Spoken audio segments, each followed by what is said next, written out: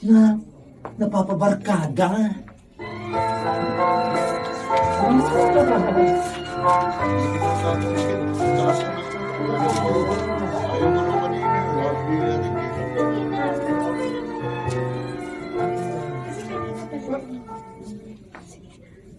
Bakit ang tagal mo?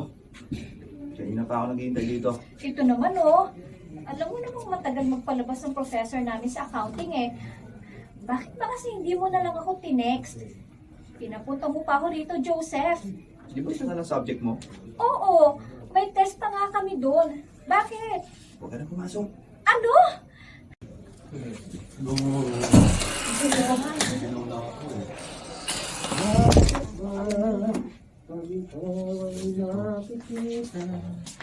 Uy, what is that?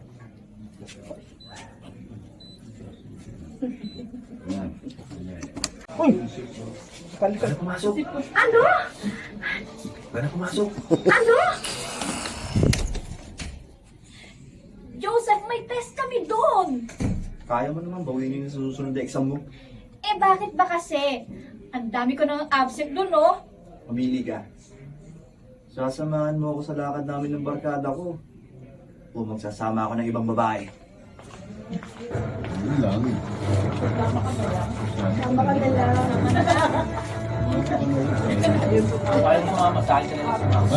Siyempre talaga naman si Mama.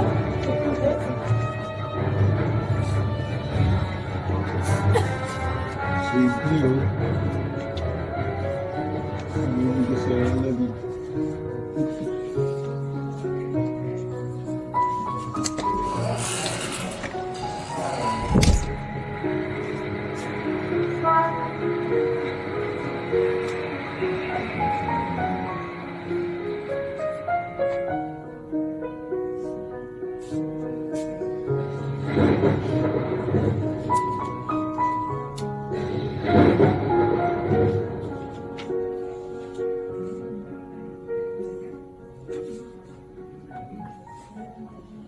Valerie, anong klaseng grades ito?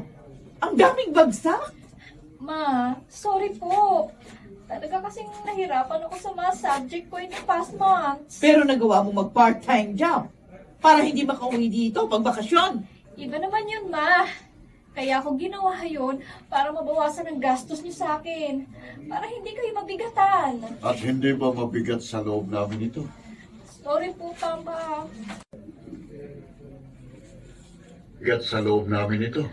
Sorry po. At hindi ba mabigat sa loob namin ito? Sorry po, Papa. Mama, promise. Babawi po ako sa pasukan. Pangako po. Valerie, hindi ka namin hinahanapan ng medalya. Ang gusto lang namin, makatapos ka ng iyong kurso. Parang din naman yun sa ikabubuti mo. Amin, Lord.